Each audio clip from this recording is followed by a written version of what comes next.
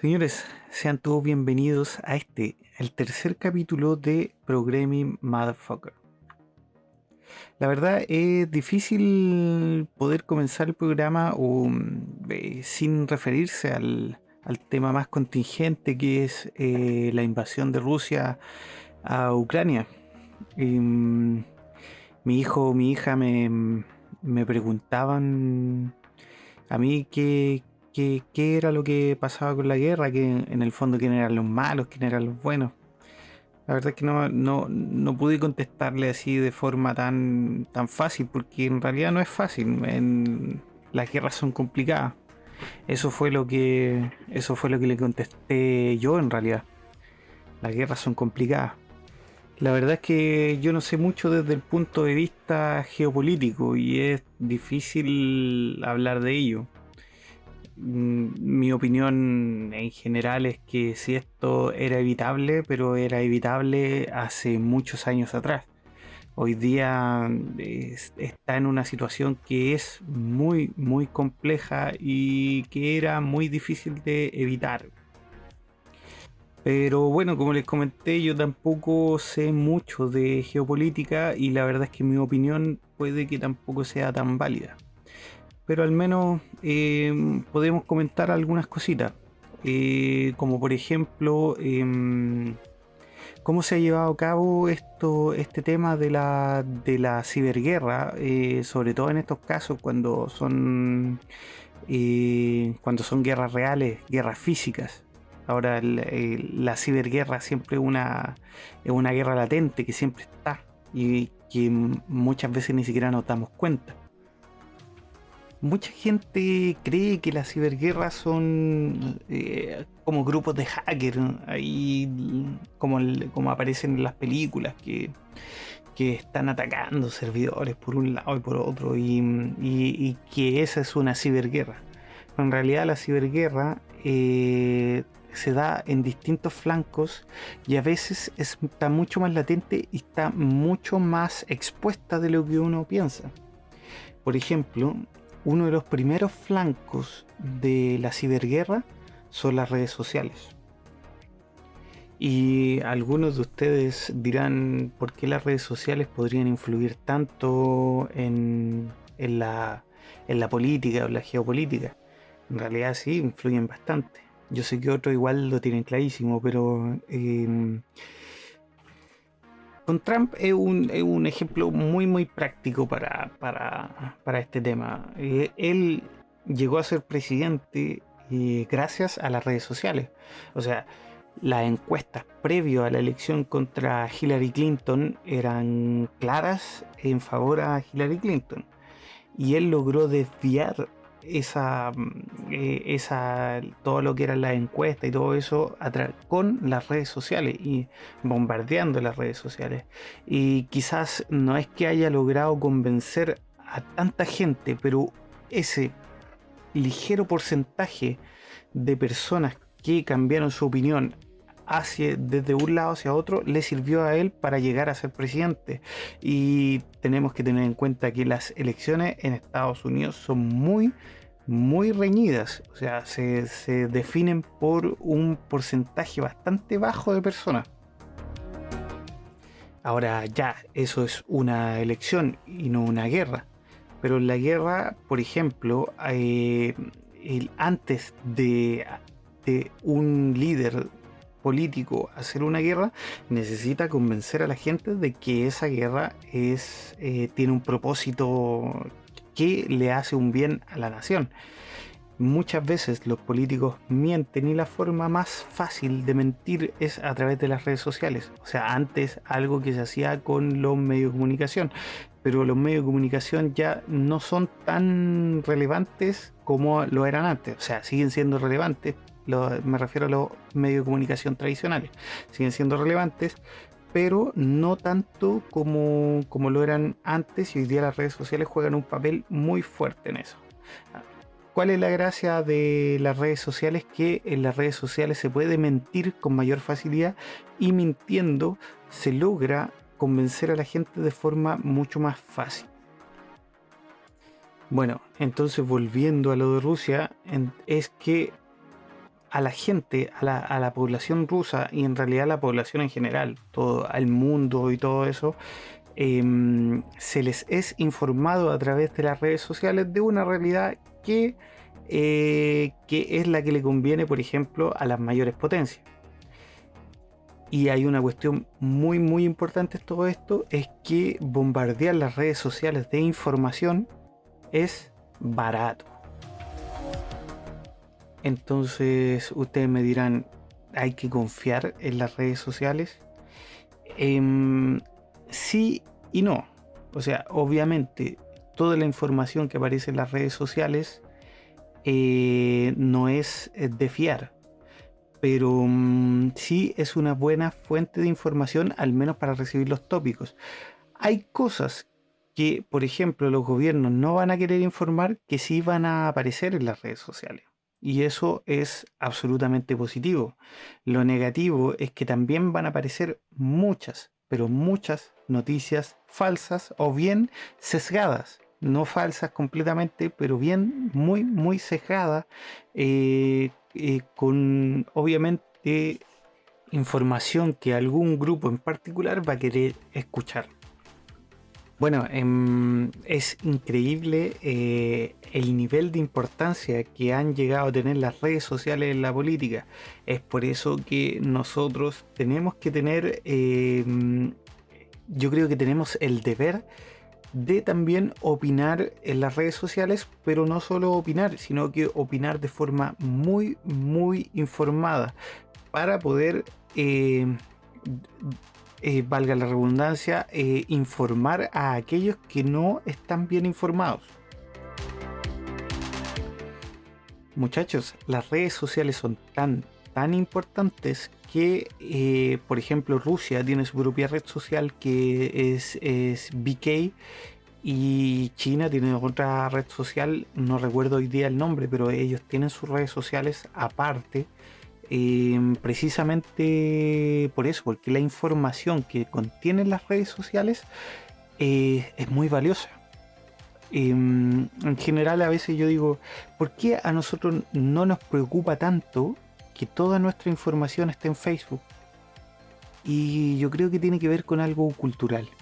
En el fondo, a nosotros no nos preocupa que Estados Unidos domine el mundo, porque la cultura que ellos tienen es muy similar a la nuestra. A Europa no le importa tanto tampoco que Estados Unidos domine el mundo, porque ellos tienen más coincidencias culturales con Estados Unidos que, por ejemplo, el mundo árabe o bien el mundo ruso. Y eso nosotros lo podemos ver incluso a través de las mismas redes sociales, donde precisamente en Europa se ocupa mucho Facebook, se ocupa mucho Instagram, se ocupa mucho las redes sociales de Occidente. Entonces, ¿qué es lo que realmente nos preocupa de que, por ejemplo, Rusia llegue a obtener más poder o bien China llegue a obtener más poder? A veces en la discusión siempre aparece el tema del capitalismo versus el comunismo, pero yo creo que las cosas no van por ahí, sino que tienen que ver netamente con lo cultural. A veces nosotros no entendemos qué es lo que pasa más allá de nuestras fronteras, porque en general no estamos relacionados con esa cultura. A veces nos da miedo que otra cultura llegue a dominar, porque nosotros estamos cómodos con la cultura que nosotros fuimos criados. Y finalmente a veces hay que ponerse en el lugar de aquellos otros que están criados en base a otras culturas. Pero bueno, volviendo un poco al tema nuestro, mi recomendación personal, muy muy personal, es que al menos se utilicen las redes sociales. Sí, es bueno utilizarlas, sobre todo Twitter, para informarse, pero para informarse solo de los tópicos, de qué es lo que está pasando, para luego ahondar en los asuntos que suceden. Yo creo que es necesario informarse a través de otros medios, sobre todo utilizar podcasts que usualmente podemos encontrar en Spotify o algunos videos de YouTube bastante buenos, en los que vamos a encontrar opiniones mucho más objetivas de lo que vamos a encontrar en Twitter. Obviamente, en Twitter opina cualquier persona y usualmente hay más opiniones de odio que de otra envergadura. Pero lo bueno es que finalmente Twitter sí es una buena plataforma para informarse de las contingencias que están pasando. Y a ver, hablamos de las redes sociales. Digamos, este tipo de ataque sería un ataque de tipo propaganda, porque la idea es difundir un mensaje, este sea cierto o sea falso. Ahora, ¿pero qué pasa con los ataques directos? Ataques directos de tipo hacking, cuando un grupo de hackers intenta vulnerar ciertos sistemas. Esto en el caso de la guerra Rusia-Ucrania, esto ha venido sucediendo desde casi el 2014, o sea, probablemente viene desde mucho antes, pero la intensidad es notoriamente mayor desde el 2014. Pero, ¿qué puede buscar un ataque cibernético? ¿Qué es lo que se pretende con un ataque cibernético? Uno de los objetivos principales de un ataque cibernético es el espionaje. O sea, en el fondo, ¿qué es lo que buscaría Rusia atacando cibernéticamente a Ucrania? Es espiar. Y básicamente esto lo hacen a través de hacking directo, o sea, ataques a sistemas que pueden ser vulnerables, o bien lo hacen a través de inyectar malware y a través del objetivo más vulnerable que existe, que es el propio ser humano. O sea, obviamente cuando a ti te envían un correo o algún programa, probablemente los mismos funcionarios ucranianos han bajado algún torrent o algo y podrían estos estar provistos de algún malware que finalmente es algún programa de espionaje o alguna cosa así. Probablemente algo mucho más sofisticado viniendo de los gobiernos. O puede ser que no. Uno nunca sabe. Yo no tengo idea qué tipo de malware fabricarán los distintos estados. Y créanme que en estos casos la realidad supera la ficción en cuanto a lo sofisticado que pueden ser estos programas. Y esto es particularmente importante porque como sabemos, hoy día prácticamente todo es digital, por lo tanto la documentación confidencial y todo eso es digital. Y por lo que hemos visto, por ejemplo, con lo que pasó con Julian Assange y Wikileaks, la filtración de documentos confidenciales puede dejar vulnerable a un Estado absolutamente, sobre todo ante la opinión pública, porque el Estado probablemente hay muchas cosas que no quiera que los ciudadanos sepan. Bueno, ¿y qué podría lograr un virus informático? Podemos remontarnos hacia el 2010. Donde el gusano Stuxnet infectó varias máquinas de la planta nuclear de Natanz en Irán y finalmente logró que varias de las máquinas de esa planta fallaran y fallaran más de una vez antes de que se dieran cuenta de que todo lo que estaba sucediendo era por un virus informático. Ese es un claro ejemplo de usar un virus informático como un arma de guerra. Y bueno, ¿ustedes recuerdan a este tipo Edward Snowden?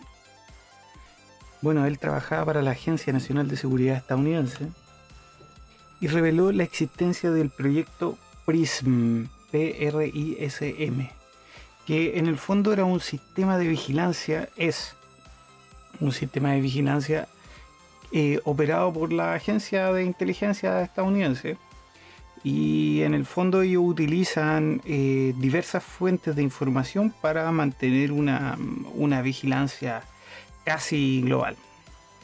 Bueno, a raíz de eso luego se entiende, por ejemplo, cuando China decidió comenzar a operar con el Gran Firewall, que es el Gran Firewall chino, es una forma, digamos que todas las conexiones de internet de China tienen que pasar por ese suerte de proxy que es el Gran Firewall, y ellos pueden censurar y obviamente controlar qué es lo que entra y sale por ese firewall. Y menciono esto porque es una de las formas en la que la ciberguerra se va dando. O sea, tenemos a China censurando, pero a la vez controlando el acceso al Internet de sus ciudadanos y hacia sus ciudadanos. Y tenemos, por otro lado, Estados Unidos que, si bien no niega el acceso a Internet, pero mantiene un control extremadamente, una vigilancia muy extrema a todo aquel que utilice el Internet. ¿Y qué sucede con Latinoamérica? Bueno, tengan por seguro, y bueno, y esta es mera especulación, pero es muy probable que sí haya cierta vigilancia hacia Latinoamérica. Lo que pasa es que no con la misma intensidad que debe haber vigilancia hacia otras naciones. Principalmente porque Latinoamérica hoy no representa una amenaza para nadie. Nuestras autoridades no están tan preocupadas por la seguridad informática de nuestro país. Yo trabajé en el sector público en Chile por varios años y les puedo dar fe de eso, que en realidad la seguridad informática, claro, hay que poner cierto énfasis en la seguridad informática, pero no es un gran énfasis. O sea, hoy día es una tecnología del nivel de la que tiene Estados Unidos, Israel, China, Rusia.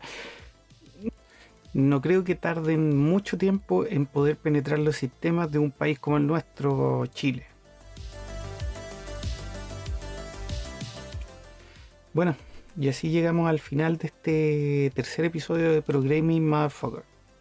La verdad es que solamente quise hablar un poco de este tema, aportar un poco hacia lo que se está viviendo, la contingencia, ya que todo lo que ha pasado en la guerra Rusia-Ucrania es prácticamente lo más relevante que ha pasado en los últimos 10 años, o sea, aparte de la pandemia. Entonces creo que es necesario hablar de eso. Por otro lado, yo creo que el próximo capítulo ya va a ser un poco más normal. Vamos a hablar de cosas ya más de informática como tal, programación y todo eso. Así que, bueno, espero que no se hayan aburrido mucho con todos estos comentarios acerca de la ciberguerra y la contingencia. Nos vemos en el próximo capítulo, así que, bueno, eso. Chao, chao.